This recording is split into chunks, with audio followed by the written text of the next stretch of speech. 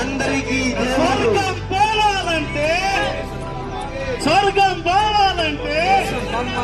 పరలోకం పోవాలంటే నమ్మాలి, పాపం పోవాలంటే నమ్మాలి, పాపం పోవాలంటే యేసుని నమ్మాలి.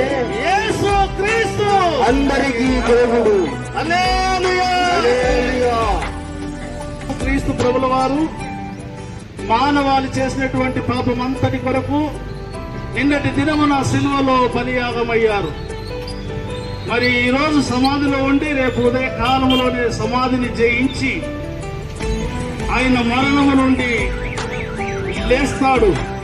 మరి లేచినటువంటి దినం, మరి ఆయన మరి సజీవుడైనటువంటి వాడు, మృతిని గెలిచినటువంటి వాడు, మృత్యుంజయుడు, ఆయన జయము కలిగినటువంటి వాడు, సృష్టికర్త అయిన మరి దేవుని మనమందరం కూడా మరి నమ్ముకుంటున్నాం.